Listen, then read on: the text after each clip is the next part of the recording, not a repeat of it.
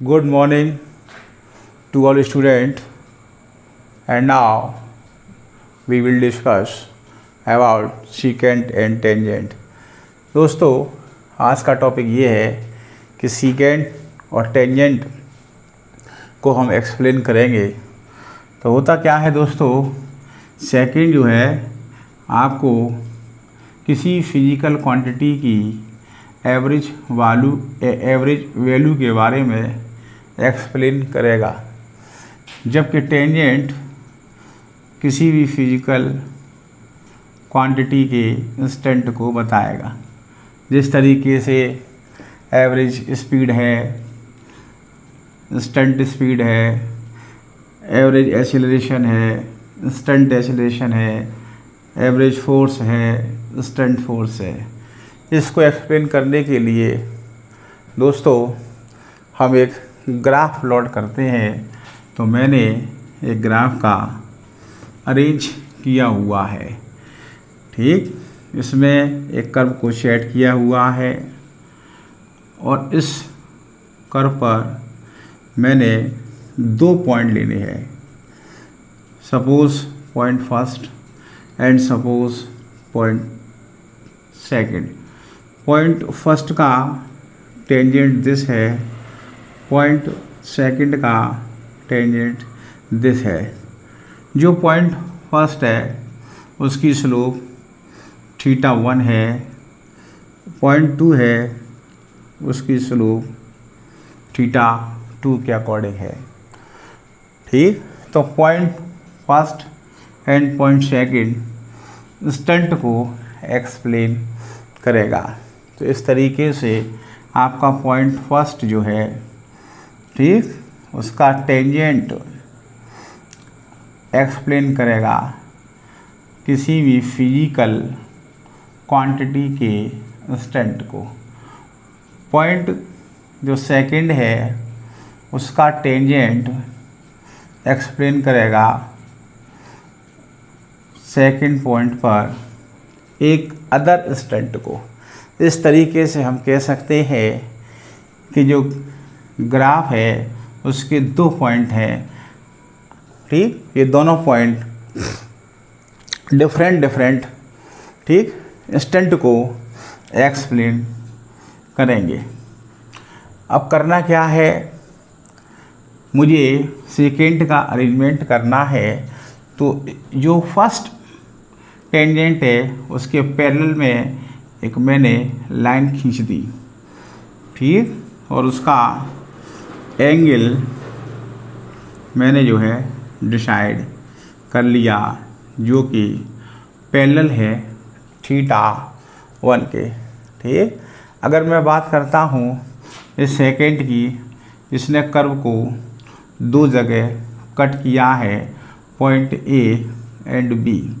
Point A के and point B के coordinate कुछ इस तरीके से है, x1, y1 and x2 and y2। इस तरीके से मैं इस ग्राफ को, ठीक, सेपरेट करता हूँ आपके, ठीक, समझाने के लिए। तो मैंने क्या किया, इस कर्व को सेपरेट किया और एक सेकेंड खींच दिया, ठीक। जो पॉइंट ए और बी को 2 जगह कट करता है, इसके कोऑर्डिनेट पॉइंट बी के x2 एंड y2 है, जबकि ए के x1 y1 है, ठीक दोस्तों। और इसका ये एंगल लिया हुआ है जो कि θ1 है। इस तरीके से ये आपका हो गया y2 कोऑर्डिनेट, ये हो गया y1 कोऑर्डिनेट, ठीक दोस्तों। इस तरीके से, ठीक, इसके पैरेलल लाइन खींच दी मैंने, तो ये एंगल θ हो गया। अगर मैं इस सेकेंड के जो मैंने ड्रॉ किया हुआ है सेकेंड, उसके tan θ की मैं बात करता हूँ, ठीक। तो tan θ परपेंडिकुलर जो कि y2 माइनस y1 है, और ये पॉइंट इसका कोऑर्डिनेट x1 है, ये x2 है, इनके बीच की डिस्टेंस x1 माइनस x2 हो गई। तो perpendicular y2 minus y1 upon base x2 minus x1 हो गया। इस तरीके से ये जो टेन थीटा है वो किसी भी फिजिकल क्वांटिटी को एक्सप्लेन करेगा। तो कुल मिलाकर के ये सेकेंड जो है एवरेज को डिसाइड करेगा। ठीक, अब जो टेंजेंट है, अगर मैं इस टेंजेंट की बात करता हूँ तो ये हाइट में dy लूँगा और ये डिस्टेंस dx लिया। ठीक, इस तरीके से जो मेरा थीटा 1 था, ठीक, फर्स्ट टेंजेंट के लिए थीटा 1 क्या कहलाया, फॉर टेंजेंट फर्स्ट मैंने आपके लिए लिख दिया। तो dy ओवर dx। इस तरीके से ये जो डिफरेंशिएट फॉर्म है ये आपकी स्टंट पोजीशन को एक्सप्लेन करेगी, जबकि ये डिफरेंस है ये आपके एवरेज वैल्यू को एक्सप्लेन करेगा। अब दोस्तों बात ये है कि किसी बॉडी की कोई फिजिकल वैल्यू है, सपोज जैसे कि स्पीड है, तो किसी भी बॉडी की स्टंट स्पीड किसी एक फिक्स टाइम पर और उसकी एवरेज जो स्पीड है, ठीक, क्या उसके बराबर होगी या नहीं। जब दोनों की स्लोप बराबर होंगे तो मान लीजिए ये आपका जो टेंजेंट है इसका स्लोप और ये जो आपका थीटा 1 है एवरेज का स्लोप, ठीक, तो ये स्लोप आपका किसका हो गया, सेकेंड का, और ये स्लोप आपका हो गया टेंजेंट फर्स्ट का। ठीक, जब इनके स्लोप बराबर होंगे तब हम कह सकते हैं कि किसी भी बॉडी की स्टंट स्पीड उसकी एवरेज स्पीड के बराबर होगी। अगर स्लोप बराबर नहीं है, ठीक, जैसे कि एग्जांपल तौर पर मैंने लिया है थीटा 2 का जो स्लोप है टेन थीटा 2 थीटा 1 के बराबर नहीं है। इस तरीके से tan theta 2 can not be equals to tan theta 1। ये आपका सेकेंड के लिए है, जबकि ये टेंजेंट जो मैंने दिखाया है सेकेंड के लिए है। इनकी जो स्लोपें हैं वो बराबर नहीं है। इस तरीके से हम कह सकते हैं कि किसी भी बॉडी की जो स्टंट स्पीड है उसकी एवरेज, ठीक, स्पीड के बराबर नहीं है। तो दोस्तों जब किसी एक फिक्स टाइम पर उसकी स्लोप, ठीक, सेकेंड की स्लोप के बराबर होगी तब उसका इंस्टेंट उसके एवरेज के बराबर होगा। ठीक, अगर टेंजेंट की slope suppose that theta 2 second की स्लोप के पैरेलल नहीं है, इनका जो स्लोप है वो डिफरेंस है, ठीक, एक दूसरे के इक्वल नहीं है, तो कुल मिलाकर के वो फिजिकल क्वांटिटी बराबर नहीं होंगी। इस तरीके से कोई अगर टेंजेंट है किसी सेकंड में तभी शिफ्ट करेगा जब उनके एंगल बराबर होंगे। इसको एक्सप्लेन करने के लिए मैं एक बेहतरीन एग्जांपल आपको देने जा रहा हूँ। दोस्तों मेरा एग्जांपल कुछ इस तरीके का है, ठीक, लेट अस सपोज दैट आपकी क्लास में 10 स्टूडेंट हैं और करना क्या है, इन 10 स्टूडेंटों को मुझे 10 लड्डू बांटने हैं। ठीक, तो लड्डुओं की संख्या, ठीक, कितनी रही आपकी 10। तो इस तरीके से मुझे 10 लड्डू बांटने हैं। जो पहला स्टूडेंट जो था फर्स्ट, उसको मैंने 2 लड्डू दिए, सेकंड वाले स्टूडेंट को एक भी लड्डू नहीं दिया, जबकि थर्ड वाले को मैंने 1 लड्डू दिया। इस तरीके से 10 लड्डू मैंने 10 बच्चों में बांट दिए। ठीक, तो एवरेज निकल करके आया कि प्रत्येक बच्चे को 1 लड्डू मिला। ठीक, अब हम एक स्पेशल पहले स्टूडेंट की बात करते हैं। ठीक, या सेकंड वाले स्टूडेंट की बात करें या थर्ड वाले स्टूडेंट की बात करते हैं, तो वो क्या कहते हैं कि एवरेज लड्डू प्रत्येक हिस्से में 1 आया, जबकि दूसरा वाला स्टूडेंट कहता है मेरे हिस्से में कोई लड्डू था ही नहीं। इस तरीके से हम बात करते हैं तो इसके जो टेंजेंट है दूसरे वाले स्टूडेंट का जो टेंजेंट है, ठीक, वो इक्वल नहीं है एवरेज थीटा एवरेज के। क्यों? क्योंकि इसका एवरेज फर्स्ट है और इसका एवरेज 0 है। इस तरीके से हम कह सकते हैं कि ये टेंजेंट ठीक इस सेकंड में शिफ्ट नहीं करेगा और कुल मिला करके इसकी जो स्टंट स्पीड है इसकी एवरेज स्पीड के बराबर नहीं है। जबकि दोस्तों अगर मैं बात करता हूँ तीसरे नंबर के स्टूडेंट की जिसको 1 लड्डू मिला और एवरेजन प्रत्येक बच्चे के हिस्से में ईच स्टूडेंट 1 ही लड्डू आया, कुल मिलाकर के टेंजेंट एवरेज के इक्वल है। तो कुल मिलाकर के जो तीसरा स्टूडेंट है उसकी जो स्लोप है ठीक आपकी सीकेंट के बराबर है। ठीक, ऐसी सिचुएशन में हम कह सकते हैं कि इसकी फिजिकल क्वांटिटी इसकी फिजिकल क्वांटिटी के इक्वल है और हम कह सकते हैं इस सीन के अकॉर्डिंग कि उसकी जो स्टंट स्पीड है वो उसकी एवरेज स्पीड के बराबर है। इस तरीके से हम डिसाइड करेंगे कि किसी भी बॉडी की स्टंट स्पीड क्या उसकी एवरेज स्पीड के बराबर होती है, तो हो भी सकती है और नहीं भी।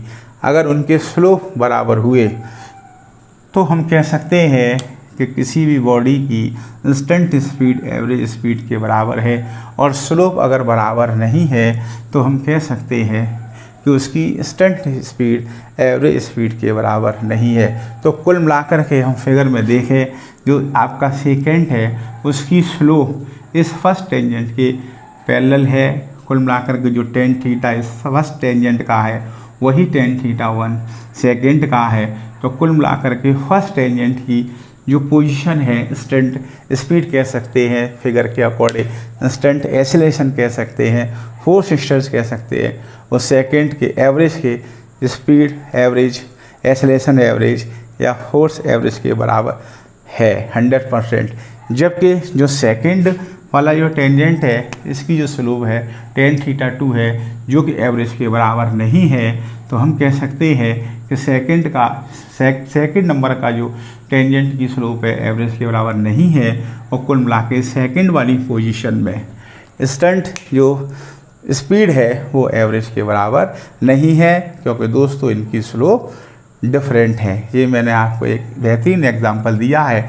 अब एक एग्जांपल में जो है आपको ठीक फिजिक्स की साइंटिफिक लैंग्वेज में फॉर्मूले की स्टेप में देने जा रहा हूँ। ठीक, आपको इंतज़ार करना पड़ेगा। हेलो दोस्तों, मैंने एक ग्राफ प्लॉट किया हुआ है इसमें बाई एक्सिस पर वेलोसिटी और एक्स एक्सिस पर टाइम है। वेलोसिटी और टाइम के बीच में एक कर्व डिज़ाइन किया गया है जिसमें ये आपका सीकेंट है और ये आपका टेंजेंट है। टेंजेंट का जो एंगल है वो सीकेंट के एंगल के बराबर है। कुल मिला करके दोनों की स्लोप इक्वल है। इस तरीके से अगर मैं बात करता हूँ तो ये आपका dv है एलिमेंट्री पोर्शन, ये dt है, तो टेंजेंट जो है आपको एक्सेलरेशन देगा, तो ये एक्सेलरेशन इंस्टेंट कहलाया। इस तरीके से आप dv/dt से ठीक आप इंस्टेंट एक्सेलरेशन फाइंड कर सकते हैं। तो इंस्टेंट जो एक्सेलरेशन है वो आपका टेन थीटा है और उसकी वैल्यू परपेंडिकुलर अपॉन बेस के अकॉर्डिंग dv/dt है। अगर मैं सेकंड की बात करता हूँ तो सेकंड इस कर्व को 2 जगह कट करता है। ठीक, जो पहला वाला पॉइंट है इसकी इनिशियल स्पीड u है और टाइम आपका t1 है या मतलब t1 है।